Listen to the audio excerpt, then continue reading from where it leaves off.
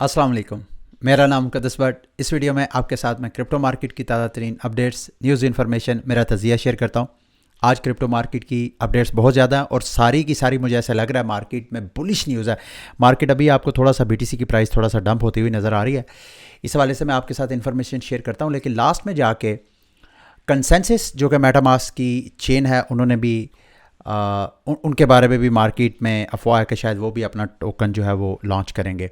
उस हवाले से मेरी एक ओपिनियन है, वो मैं इस वीडियो के लास्ट में जाके शेयर करूंगा और साथ में कंसेंसस की जो अपनी चेन है उस चेन के टोकन की एयर ड्रॉप फार्मिंग भी आपके साथ शेयर करूंगा, साथ लिंक्स वगैरह भी। अच्छा जी, बीटीसी की प्राइस दोबारा जो है कल से अभी तक जो है 28,800 की प्राइस को मेरा ख्याल है 2-3 बार, ये देखें, एक बार, 2 बार, 3 बार और अभी फिर दोबारा टच करके नीचे ट्रेड हो रही है।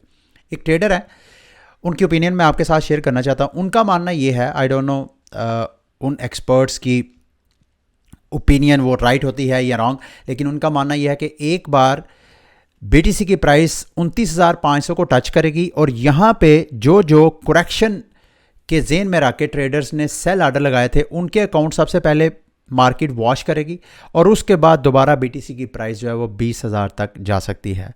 ये based on open order book की बेस पे उनकी असेसमेंट है। आई डोंट नो एग्जैक्टली ऐसा होता है कि नहीं, लेकिन मार्केट की चंद एक अपडेट्स हैं जो मैं आपके साथ शेयर करता हूँ। मुझे ऐसे लग रहा है कि मार्केट जो है अब करेक्शन, तो ओबियसली अभी तक मार्केट ने कोई करेक्शन नहीं किया है। इस ट्रेडर का मानना यह है कि इस बार डीप करेक्शन होएगी, बीटीसी की प्राइस जो है वो 20,000 तक जा सकती है। माइकल सेलर ने, बहरहाल Michael Saylor, I don't know, जब कभी भी मार्केट जब अपने बॉटम के पास थी को 15-16 हज़ार, उस वक्त इन्होंने बाइंग की नहीं थी। अब माइकल सेलर ने अभी फिर दोबारा तकरीबन 1045 बीटीसी बाय की है $29 मिलियन के अगेंस्ट, और जो एवरेज प्राइस है वो है 28,016 के करीब। अब ये इसका आपको प्राइस के ऊपर इम्पैक्ट इस वजह से चार्ट पे नज़र नहीं आएगा या आता, अक्सर आप माइकल सेलर की बाइंग के बाद प्राइस में कोई पंप नहीं देखते हैं आप। उसकी वजह यह है क्योंकि ये ओटीसी डील्स के ज़रिए बाइंग और सेलिंग करते हैं। ये जो बड़ी बड़ी लॉट बाइंग करनी होती है उसमें, तो ओटीसी डील का बराह रास्त ये जो ओरेकल बेस्ड जितनी एक्सचेंजेस हैं, प्राइस है, उस प्राइस इंडेक्स के ऊपर उसका इम्पैक्ट आपको नज़र नहीं आता। एक हैरानी वाली चीज़, इसको मैं ये असेसमेंट समझता हूँ कि शायद जब बीटीसी की प्राइस बॉटम के ऊपर थी उस वक्त माइकल सेलर ने इस वजह से बीटीसी नहीं बाय किया था क्योंकि मार्केट में अफवाहें थी कि बीटीसी 15,000 की वैल्यू को भी ब्रेक करके नीचे 10,000 तक जाएगा। मैंने आपके साथ खुद शेयर किया था, मेरी भी असेसमेंट यही थी कि मार्केट ऐसे लग रहा है मजीद नीचे क्रैश करेगी।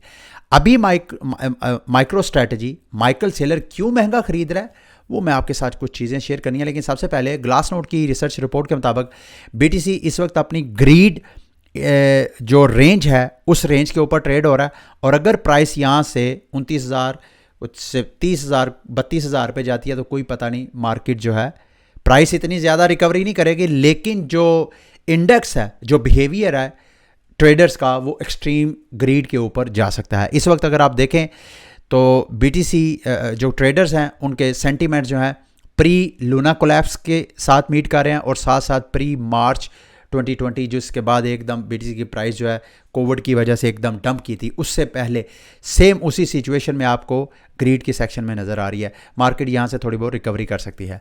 मार्केट में कौन सी ऐसी चीज़ें हैं जो कि माइकल सेलर को कॉन्फिडेंस दे रही हैं? एक तो ऑलमोस्ट हर दूसरे दिन में आपको कोई ना कोई चेंजेस, कोई ना कोई ग्लोबल पॉलिटिक्स में होने वाली अपडेट शेयर करता हूँ जिससे अमेरिका के ऊपर प्रेशर, उसकी जो ग्लोबल पावर है वो आए दिन जो है वो वीक होनी। तो अभी मलेशियन प्राइम मिनिस्टर की स्टेटमेंट आई है, चाइना से वो मिल के मीटिंग करके पिछले हफ्ते आए थे। उन्होंने कहा जी there is no reason for Malaysia to continue depending on US dollar. तो अब उनके साथ मिल के एशियन कोई मॉनेटरी, जैसे IMF है, इसी तरह का कोई एशियन मॉनेटरी फंड भी ये क्रिएट करने का इरादा रखते हैं चाइना के साथ मिलके। अच्छा, एक सऊदी अरब ने और ये जो ओपेक जो ऑयल प्रोड्यूसिंग कंपनीज़ हैं, इन्होंने ये जो डेवलपमेंट हो रही है इस हवाले से, इसको मैं बुलिश किस सेंस में लेता हूँ। एक तो ये है ना कि डॉलर कमज़ोर होगा, ग्लोबल रिजर्व की जगह बीटीसी ले सकता है, एक तो ये पहलू है। दूसरा मैं पहलू ये ले रहा, इसको ये समझ रहा था कि ये जो दुनिया का एक दूसरा ब्लॉक बन रहा है, इमर्ज हो रहा है, इत्तफाक की बात यह है कि इनमें से ज़्यादातर कंट्रीज़ ऐसी हैं, ख़ुसूसन जो सुपर पावर हैं, जैसे चाइना भी हांगकांग के ज़रिए प्रो क्रिप्टो, रशिया वो भी प्रो क्रिप्टो, और सऊदीया के स्टेक्स हैं, सऊदीया के जो एसेट मैनेजमेंट है, बिलियंस ऑफ डॉलर की सऊदीया से भी इन्वेस्टमेंट है, यूएई, ये बड़ी बड़ी जो नया ब्लॉक दूसरे लफ्ज़ों में बन रहा है। मेरी नज़र में ये सारे के सारे नहीं चले, मेजर जो प्लेयर्स हैं वो सारे प्रो क्रिप्टो हैं। तो मैं इसको, ये जो डेवलपमेंट हो रही है, इसको भी मैं मार्केट के लिए बुलिश ही समझता हूँ। एग्जैक्टली, ज़ाहिरी बात है, मेरी ओपिनियन है, ज़रूरी नहीं वो राइट हो। और साथ बैंक ऑफ इंग्लैंड, एक और बुलिश न्यूज़ कि बैंक ऑफ इंग्लैंड की जो उनका सेंट्रल बैंक है, उनकी तरफ से स्टेटमेंट आई कि जिस तरह हमने इंटरेस्ट रेट बढ़ाया उतनी ही स्पीड से हम इंटरेस्ट रेट दोबारा अनवाइंड भी करेंगे। इंटरेस्ट रेट कम होगा तो फिर रिस्क की मार्केट जो है वो ग्रो करती हैं। ये भी एक तरह की मार्केट की बुलिश न्यूज़ है। जिस वक्त आप मेरा ये वीडियो वॉच कर रहे होंगे उस वक्त 9 बजे पाकिस्तानी टाइम में कॉनियन टोकन के आईडीओ के हवाले से मैंने आपको अपडेट किया था। इनके टोकन की आज लिस्टिंग होनी है और जिस बंदे ने इसमें पार्टिसिपेट नहीं किया और अगर आपने ड्यू डिलिजेंस किया, आप समझते हैं कि यार कॉनियन के टोकन मैं बाय कर सकता हूँ क्योंकि ये एक एनएफटी का ग्रोइंग इकोसिस्टम है, इनके टोकन की यूज़ केस हो सकता है, तो आप वहाँ पे ट्रेडिंग कर सकते हैं। अगर आपने आईडीओ में पार्टिसिपेट किया था तो ठीक 9 बजे पाकिस्तान के टाइम के मुताबिक, आज पता नहीं आप किस वक्त वॉच कर रहे होंगे, आज है 5 अप्रैल 2023, 5 अप्रैल 2023 को पाकिस्तानी टाइम 9 बजे इनकी लिस्टिंग हो रही है। और अगर आपने बाइंग की है तो आप सेल कर सकते हैं, अगर आप बाय करना चाहते हैं तो आप इसको बाय कर सकते हैं। अच्छा जी, आगे आते हैं कोइनबेस के हवाले से। पहले मैंने आपको पहले ही बताया था कि कोइनबेस ने अपना टोकन लॉन्च नहीं किया और उसकी इंटेंशन मैंने आपके साथ एक्सपर्ट की ओपिनियन आपके साथ शेयर की थी कि कोइनबेस का मेन टारगेट ये है, ये वीज़ा, मास्टर कार्ड या जितनी रेमिटेंस प्रोवाइडिंग कंपनीज़ हैं इन सब के बिजनेस को ठप करना मेन इनका मोटिव है। और एग्जैक्टली देख लें, बिल्ली थैले के बाहर निकली। उन्होंने कहा जी it should not be so expensive to send money to someone in another country. मतलब दूसरे मुल्कों में जो रेमिटेंसेस भेजते हैं बकौल कोइनबेस के बिलियंस ऑफ डॉलर की अमाउंट जो है सिर्फ ट्रांजैक्शन फीस ऑन एवरेज इनकी, ये मैं वीडियो वॉच कर रहा था, ये मैं ऑडियो ये देखें जी, इनका कहना यह है कि एवरेज कास्ट जो रेमिटेंस भेजने की पड़ती है क्रिप्टो के बगैर वो $45 एवरेज कास्ट की इन्होंने निकाली है। लेकिन अगर यही हम क्रिप्टो के ज़रिए बिटकॉइन के लाइटनिंग नेटवर्क के ज़रिए अगर रेमिटेंस सर्विस शुरू कर दें तो वो तकरीबन $1-2 एवरेज कास्ट पड़ती है। तो दूसरे लफ्ज़ों में कोइनबेस ने अपना जो बेस और साथ अपना जो स्टेबल कोइन को थोड़ा सा अकोमोडेट करेंगे अपनी ब्लॉकचेन के अंदर। दूसरे लफ्ज़ों में ये रेमिटेंसेस सर्विसेज प्रोवाइड करने को फोकस करेंगे, ये मेरा मानना ये है। अगली न्यूज़ पैनकेक स्वैप की तरफ से है जी। पैनकेक स्वैप ने भी अपना वर्जन 3 जो है वो लॉन्च कर दिया है। मैंने आपको चंद दिन पहले बताया था कि यूनिस्वैप का वर्जन 3 1 अप्रैल के बाद जो है वो अनलॉक हो जाएगा, चूँकि यूनिस्वैप एक ओपन सोर्स एक एप्लीकेशन है, कोई बंदा भी उनका सॉफ्टवेयर उठा के अपने एप्लीकेशन में मॉडिफिकेशन कर सकता है। एग्जैक्टली ऐसे ही पैनकेक स्वैप ने वो वाले फीचर, तमाम फीचर जो यूनिस्वैप में आपको नज़र आ रहे थे वो आपको पैनकेक स्वैप में भी नज़र आएंगे। यहाँ पे सबसे पहले अगर आपने लिक्विडिटी प्रोवाइड की है तो अपने आप को माइग्रेट करें, जो वर्जन 3 की पूल्स हैं सारे उनको वर्जन 3 में आप यहाँ पे पैनकेक स्वैप की वेबसाइट खोलेंगे, प्रोसीड पर क्लिक करेंगे, जो स्टेप आपको वो बताते जाएंगे आप उनको फॉलो करते जाएं। और अगर आप लिक्विडिटी प्रोवाइड करें, मिसाल के तौर पे आप ऐड लिक्विडिटी पर क्लिक करें तो यहाँ पे आपको ये वाला फीचर था यूनिस्वैप का जिसको सारी मार्केट के डेक्सेस वॉच कर रहे थे, ये वाला फीचर पैनकेक स्वैप ने भी ऑफर करवा दिया है। पैनकेक स्वैप के पास यूज़र सबसे ज़्यादा है मार्केट में, सबसे ज़्यादा यूज़र जिस डेक्स के पास है वो पैनकेक स्वैप है और सबसे ज़्यादा जिसके पास TVL है यानी पीछे जो सरमाया है वो यूनिस्वैप के पास है। तो इसमें भी आप एक मखसूस, नॉर्मली आप जब लिक्विडिटी पूल में फंड्स ऐड करते हैं तो वो ज़ीरो प्राइस से लेके इन्फिनेट प्राइस के दरमियान आपके पूल पड़े रहते हैं। यूनिस्वैप ने ये आइडिया दिया कि भाई हमारे फंड जो हैं, फॉर एग्जांपल पैनकेक स्वैप आप इथेरियम और केक का पूल में ऐड करते हैं। अब इथेरियम की प्राइस तो ज़ीरो भी है, इथेरियम की प्राइस जो है वो इन्फिनेट ऊपर भी जा सकती है। तो पूल में जब आप फंड्स डालते हैं तो नीचे वाली प्राइस पे मतलब वो इन डॉर्मेंट फंड्स पड़े होते हैं, उनका कोई फ़ायदा नहीं। तो इसकी बजाय अगर आप मखसूस प्राइस रेंज के अंदर लिक्विडिटी पूल ऐड करेंगे तो इससे आपकी आपको जो पूल पे फीस है, ट्रांजैक्शन फीस, वो भी आपको ज़्यादा मिलेगी और इम्परमानेंट लॉस भी आपका मिनिमाइज हो सकता है। ये एक रेवोल्यूशनरी स्टेप था V3 का, अब वो आपको पैनकेक स्वैप में भी नज़र आ रहा है। इसको आप अच्छी तरह स्टडी कर लीजिएगा।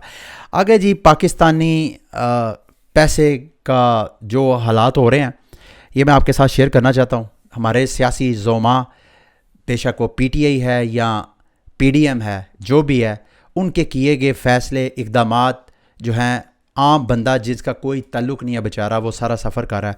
मैंने आपको बताया था जब मैंने आपको बताया था नो कॉन्फिडेंस मोशन आनी थी, उससे भी मैंने, मेरा ख्याल है हफ्ता 2 हफ्ता पहले ही मैंने मेरा अंदाज़ा था गलत, कई मेरे अंदाजे गलत होते हैं, लेकिन उस वक्त मैंने आपको बताया था कि मुल्क में इंस्टेबिलिटी आएगी अगर खान को हटाएंगे, क्योंकि खान के पास स्टीट पावर है, खान के पास इस नौजवान नस्ल है, तो उससे एक गैर यकीनी एक पॉलिटिकल क्यास होगा। और मैंने उस वक्त कहा था कि पाकिस्तानी रुपया कोई सोच भी नहीं सकता था, जब मैंने कहा था उस वक्त, जब मैंने प्रेडिक्ट किया था उस वक्त डॉलर का रेट 150 को क्रॉस कर रहा था और लोग कानों को हाथ लगा रहे थे, इतना महंगा डॉलर हो गया। सारे सहाफ़ी जो थे जनाब वो कोट कर रहे थे। मैंने कहा था ये डॉलर 300 रुपये तक जाएगा अगर ये नो कॉन्फिडेंस मोशन जो है वो मूव होती है।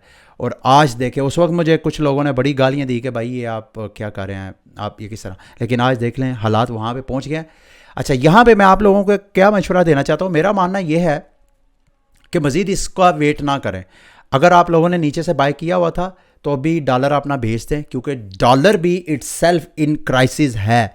ये बात ज़हन में रखिएगा, ये ना हो उधर से हमारा पैसा तो हमारे हालात की वजह से बेकदर हो रहा है ना, तो सेम इसी तरह के हालात जो है वो अमेरिका के साथ भी चल रहे हैं। तो उधर से कोई गड़बड़ हुई तो कोई पता नहीं डॉलर कमज़ोर हो जाए और हमारा पैसा जो है एकदम मजबूत होना शुरू हो जाए अमेरिका की वजह से। तो यहाँ पे मैं आपको एक थोड़ा सा कॉशन देना चाहता हूँ, ये भी मुमकिन है डॉलर इतनी जल्दी ना हो और पाकिस्तानी रुपया मज़ीद नीचे और गिरे, अल्लाह ना करे ऐसा हो, क्योंकि ऐसा होगा तो जो बेचारे हमारे यहाँ हालात हैं, मुआशी हालात, वो और बिगड़ेंगे।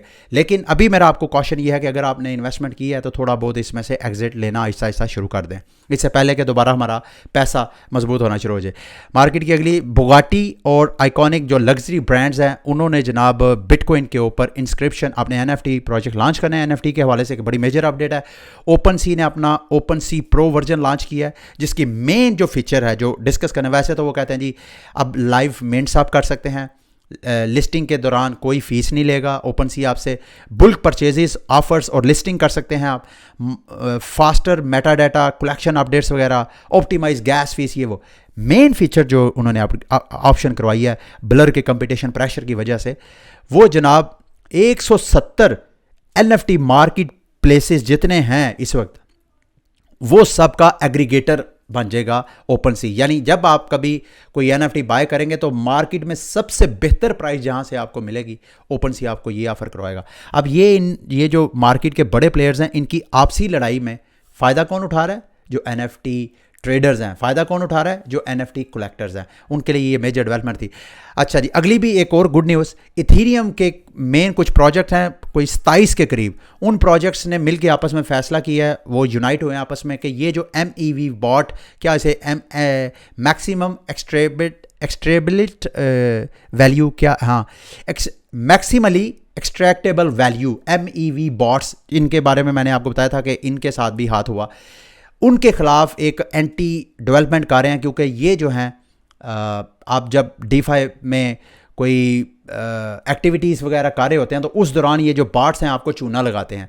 अक्सर ये आज ही मैं जो 1 इंच टोकन है वो मैं टोकन बाय करना था, 100 टोकन की रिक्वायरमेंट थी, मैं एक जगह यूज़ करना चाह रहा था, तो मैंने जितने के वो आते थे उससे भी $5 ज़्यादा रखे, तो मैंने गैस फीस पे करके जब मैंने फाइनल एंड में मेरे अकाउंट में क्रेडिट हुए तो 101 इंच टोकन क्रेडिट होने की बजाय 97 हुए। अब मैंने फिर दोबारा इथीरियम की गैस फीस पे की सिर्फ उस वजह से। तो DeFi अगर ये ऐसा होता है तो ये भी मेरा ख्याल है मार्केट के लिए बहुत अच्छी न्यूज़ होगी। अच्छा, ये मैं आप दोस्तों के लिए जो गेमर्स हैं, ई स्पोर्ट्स के में इंटरेस्ट रखने वाले हैं, या आपका कोई जानने वाला रिश्तेदार है, ये मैं आपके साथ एक ट्वीट शेयर करूंगा इस वीडियो के डिस्क्रिप्शन में।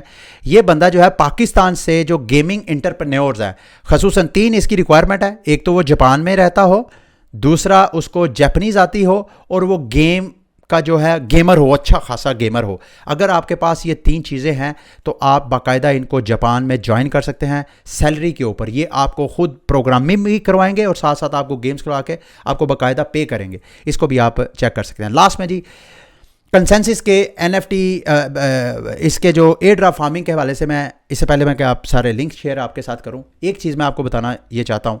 कंसेंसस ये भी एक US बेस प्रोजेक्ट है, इसके अलावा जो कोइनबेस का अपना बेस है, और 1-2 मार्केट के ऐसी चेन्स जो कि US बेस हैं, मुझे ऐसे लगता है कि वो अपना टोकन लॉन्च नहीं करेंगे, क्योंकि आपको पता है कि SEC वहाँ पे पीछे जो एयर ड्रॉप के चक्करों में जब जाएंगे ना, तो वो उनको प्रॉब्लम हो सकती हैं। मुझे भी ऐसे लगता है कि शायद मेटामास्क कंसेंसस अपना टोकन ना लॉन्च करे अनटिल अनलेस कोई रेगुलेशन जो है वो क्लियर नहीं होती है अमेरिका में। लेकिन इस दौरान आपने अगर फार्मिंग करनी है, कि इन केस अगर वो कर देते हैं, तो वो मैं मेथड आपके साथ शेयर कर देता हूँ। सबसे पहले चेन लिस्ट ORG पे जाके आपने यहाँ पे जो लीनिया टेस्ट नेट है वो अपने मेटामास्क में ऐड करना है। जैसे ही आप ऐड कर लेंगे, ये मैं गॉर्ली जो इथेरियम का गॉर्ली टेस्ट नेट है उस पर आपने जाके फैसेट पे जाके फ्री में टोकन्स क्लेम करने हैं। ये इसका लिंक भी वीडियो के डिस्क्रिप्शन में दे दूंगा।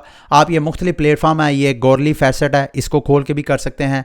एल्कमी का तो मैं आपके साथ अक्सर शेयर भी करता रहता हूँ। ये वो सारे प्लेटफॉर्म है जहाँ पे आप फ्री गॉर्ली इथेरियम जो है वो क्लेम कर सकते हैं। जैसे ही आपके पास गॉर्ली इथेरियम आ जाए, फिर उसके बाद आपने ये hop.exchange की गॉर्ली वेबसाइट को ओपन करना है। इन सारी वेबसाइट का लिंक वीडियो की डिस्क्रिप्शन में आपको मिल जाएगा। सबसे पहले आपने अपनी गॉर्ली चेन से फंड्स लेके जाने हैं लीनिया चेन की तरफ। यहाँ से आपने एक इथेरियम ब्रिज करना है from Goerli Ethereum testnet to Linea testnet chain. यहाँ पे आप स्विच कर देंगे। जैसे ही आप स्विच करेंगे, आपके फंड्स इधर आ जाएंगे। जैसे ही उसके बाद आपने इस यूनिस्वैप की वेबसाइट को खोलना है, और यहाँ पे आपने जैसे ही आपके लीनिया चेन में फंड्स आ जाएंगे, वहाँ से आपने फंड्स जो है वो स्वैप करने हैं। यहाँ से इथेरियम को CR रैप इथेरियम में यहाँ पे आपने स्वैप करना है। ये जैसे यहाँ पे इसको स्वैप कर लेंगे। उसके बाद दोबारा आप आएँ हॉप एक्सचेंज के ऊपर। हॉप एक्सचेंज पे आके सबसे पहले अपना जो लीनिया वॉलेट है उसको कनेक्ट करें। यहाँ कन्वर्ट में जाएँ। कन्वर्ट जो हॉप एक्सचेंज है, दो इसके लिंक हैं। एक है गॉर्ली के ऊपर, एक है दोनों को आपने यहाँ पे चाहिए। सबसे पहले आपने यहाँ पे आके कन्वर्ट के पेज पे जाके जो आपके पास लीनियर चेंज के ऊपर फंड्स आ जाएंगे, तो यहाँ पे सबसे पहले आपने उनको रैप्ड इथेरियम को कन्वर्ट करना है। यहाँ पे ये देखें, यहाँ पे आके 01 को यहाँ पे आपने रैप करना है।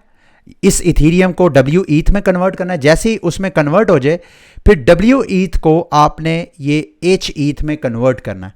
जैसे ही आप कन्वर्ट वाला प्रोसेस, वो ये हाफ इथेरियम को जैसे ही आप कन्वर्ट कर लेंगे हाफ, तो फिर उसके बाद आपने यहाँ पूल्स में आके पूल पे क्लिक करना है, और यहाँ पे ये देखें ETH लीनिया पूल, इसके ऊपर आपने क्लिक करना है। ऑलरेडी मैंने वैसे पूल में अपने फंड्स वगैरह ऐड किए हुए हैं, तो आप भी यहाँ पे ये देखें मेरा यहाँ पे पूल में आपको बैलेंस नज़र आ रहा है। तो यहाँ पे आपने जैसे ही वो फंड्स वहाँ पे सबसे पहले इथेरियम को रैप्ड इथेरियम में कन्वर्ट करना है, फिर रैप्ड इथेरियम का हाफ आपने HETH में कन्वर्ट करके, तो उसके बाद फिर यहाँ पे आपने लिक्विडिटी प्रोवाइड करनी है। और जैसे ही आप लिक्विडिटी प्रोवाइड करेंगे, ये वो सारे स्टेप हैं। इस दौरान कोई आपको प्रॉब्लम आती है तो ये एक फॉर्म है इनका, यहाँ पे आपने अपना फीडबैक देना है कि कैसा आपको इनका जो टेस्ट नेट है वो कैसा रहा। तो ये फार्मिंग का एक मेथड था। और भी था, इनकी चेन के ऊपर आप टोकन भी डिप्लॉय कर सकते हैं, तो वो चूँकि मैंने खुद नहीं किया, तो वो बड़ा टिपिकल सा है, तो इस वजह से मैंने आपके साथ शेयर नहीं किया। ठीक है, ये थी आज की वीडियो। उम्मीद करता हूँ कि आज की वीडियो भी आपके लिए इन्फॉर्मेटिव रही होगी। अगली वीडियो तक के लिए मुझे इजाज़त दें। अल्लाह हाफिज़।